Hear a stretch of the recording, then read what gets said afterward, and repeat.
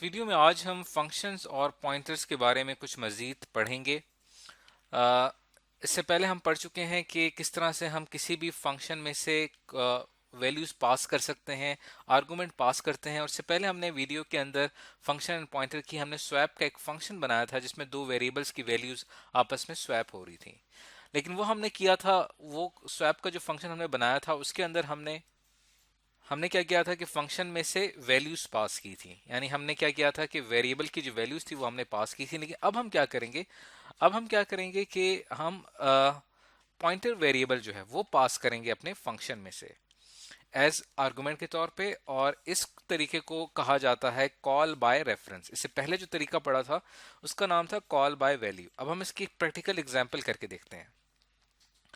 ये हमने एक स्वैप का एक फंक्शन बनाया है। ये इसकी प्रोटोटाइप है जो कि हमने मेन फंक्शन से पहले लिखी है। इसके अंदर हम दो पॉइंटर वेरिएबल ले रहे हैं, एक पॉइंटर x और दूसरा हमारे पास है स्टैटिक y जो है ये पॉइंटर y। दो पॉइंटर वेरिएबल्स हैं। आप अच्छी तरह से जानते हैं कि पॉइंटर वेरिएबल अपने अंदर एड्रेस को स्टोर करता है किसी भी दूसरे वेरिएबल का। अब आते हैं मेन फंक्शन की तरफ। जैसे ही हम मेन फंक्शन लिखेंगे तो यहाँ पे हमने दो वेरिएबल्स ले लिए, एक a उसके अंदर हमने वैल्यू रखी है 10 और एक b उसके अंदर हमने वैल्यू रखी है 20। अब क्या होगा कि हम यहाँ पे स्वैप का फंक्शन कॉल करेंगे, लेकिन हम जो वैल्यूज पास करवा रहे हैं वो दरअसल a की वैल्यू पास नहीं हो रही और ना ही b की वैल्यू पास हो रही है, बल्कि a और b का एड्रेस पास हो रहा है। और यानी कि a का जो a वेरिएबल जो है उसका एड्रेस पास होगा इस जहां पे हम इसको कॉल करेंगे। यहां पे हम मेन फंक्शन से बाहर आ जाएंगे और a का जो एड्रेस है वो स्टोर हो जाएगा हमारे x वेरिएबल में। पॉइंटर x के अंदर a का एड्रेस स्टोर हो जाएगा और b का जो एड्रेस है वो पॉइंटर y में स्टोर हो जाएगा। अब इस बात का क्या मतलब है? दो चीजें बहुत ही इंपॉर्टेंट हैं इसको समझना, कि जब तक हम इसको खुद से इमेजिन नहीं करेंगे, सोचेंगे नहीं, तब तक हमें बात समझ में नहीं आएगी। मेमोरी की अगर हम बात करें कि जब आपने a वेरिएबल डिक्लेयर किया था तो a वेरिएबल मेमोरी में एक स्पेस रिजर्व हो गई और उसके अंदर हमने वैल्यू स्टोर कर दी 10। अभी जो a वेरिएबल है इसका अपना कोई एड्रेस होगा। फॉर एग्जांपल इसका एड्रेस है 1001। और इसी तरह जो हमारे पास b वेरिएबल है, जो b वेरिएबल है इसके अंदर हमने वैल्यू स्टोर कर दी 20 और इसके अंदर भी एक एड्रेस इसका भी एक एड्रेस होगा जो है फॉर एग्जांपल 1002। अब देखें कि दोनों वेरिएबल्स हमारे सामने हैं। अब जो हमारा पॉइंटर वेरिएबल है, लेट्स सपोज x जो है ये हमारा एक पॉइंटर वेरिएबल है और y जो है ये भी क्या है, ये भी हमारा एक पॉइंटर वेरिएबल है। अब होगा क्या कि जैसे ही आप a का एड्रेस पास करवाएंगे x वेरिएबल में से तो a का जो एड्रेस है वो पॉइंटर वेरिएबल x में जाके स्टोर हो जाएगा। इसी तरह जो b का एड्रेस है वो भी जाके हमारे पॉइंटर वेरिएबल y में जाके स्टोर हो जाएगा। अब इसका फायदा क्या होगा? इसका फायदा ये होगा कि हम हमारा जो पॉइंटर वेरिएबल है वो a में मौजूद जो वैल्यू पड़ी हुई है उसकी तरफ वो पॉइंट कर सकता है।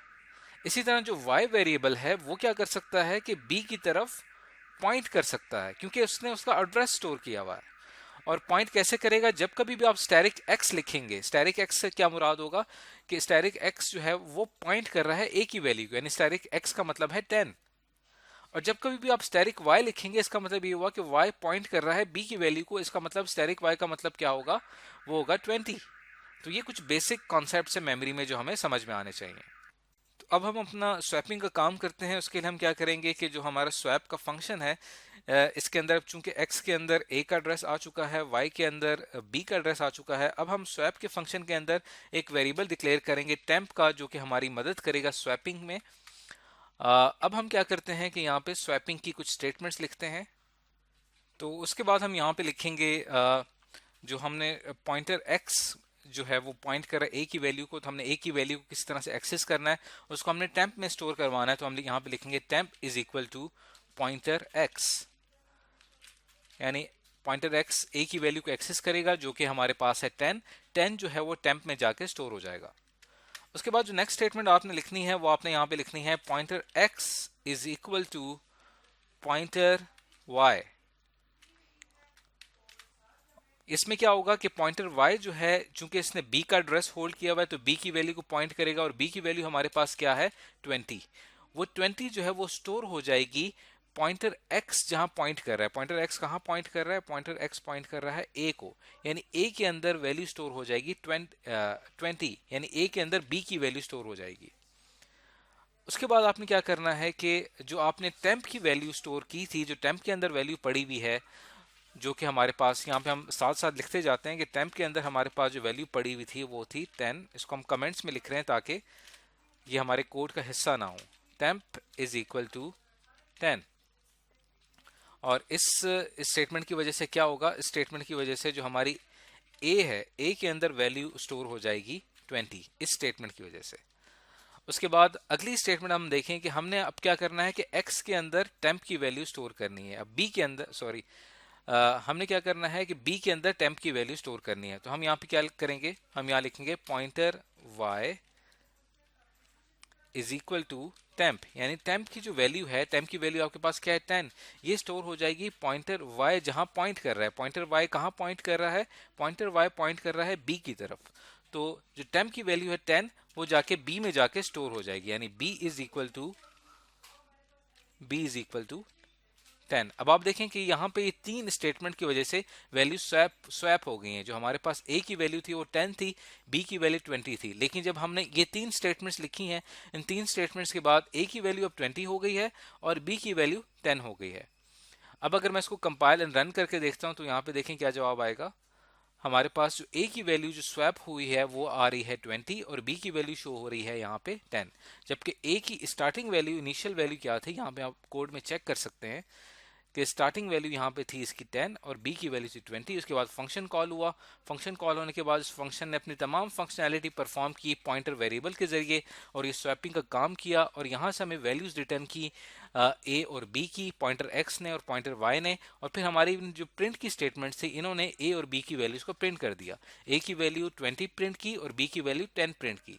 तो आपने देखा कि किस तरह से एक पॉइंटर वेरिएबल जो है वो किसी भी फंक्शन में एक आर्गुमेंट के तौर पे पास हो सकता है और फिर वो क्या कर सकता है कि जो मेन फंक्शन के वेरिएबल्स हैं उनकी तरफ वो पॉइंट कर सकता है। हम क्या करेंगे, जो हमारा फंक्शन है उसके जो वेरिएबल्स हैं उनके एड्रेसेस हमने सिर्फ क्या करना होगा कि पॉइंटर वेरिएबल से पास करवाने होंगे, तब भी हमारे पॉइंटर वेरिएबल जो है उन वेरिएबल्स तक एक्सेस कर सकते हैं। मेन वेरिएबल्स है उनके अंदर मौजूद वैल्यूज को एक्सेस कर सकते हैं, उनको उनके ऊपर हम कोई भी फार्मूला लगा सकते हैं। इवन इसी प्रोग्राम के अंदर अगर आप यहाँ पे a और b की वैल्यूज को प्लस करना चाहते हैं, फॉर एग्जांपल यहाँ पे मैं एक वेरिएबल ले लेता हूँ z, इंट z, और आप इसके अंदर a और b की वैल्यूज को प्लस करना चाहते हैं, तो हम क्या करेंगे, पॉइंटर x का इस्तेमाल करते हुए और पॉइंटर y का इस्तेमाल करते हुए काम कर सकते हैं। यानी मैं लिख सकता हूँ z is equal to pointer x plus pointer y और आखिर में सेमीकोलन। और अगर आप z की वैल्यू को प्रिंट करवा दें, आप यहाँ लिखेंगे print f inverted commas %d comma z और आखिर में सेमीकोलन। तो z की वैल्यू प्रिंट हो जाएगी और पॉइंटर x और पॉइंटर y क्या करेंगे, a और b की वैल्यूज को प्लस करवा देंगे और z में स्टोर कर देंगे। तो देखिए जैसे ही हम यहाँ पे इसको कंपाइल एंड रन करते हैं तो यहाँ पे हमारा रिजल्ट क्या आता है, यहाँ पे हमारा रिजल्ट आ रहा है 30, यानी 20 और 10 आपस में प्लस हो गए, जवाब आया 30। तो ये जो प्लस का भी ऑपरेशन हो रहा है इन पॉइंटर वेरिएबल्स के जरिए हो रहा है। तो इस तरह से पॉइंटर वेरिएबल्स जो हैं वो एक्सेस करें और a और b की वैल्यूज़ को। आज की इस वीडियो में हमने पॉइंटर और फंक्शन के बारे में पढ़ा।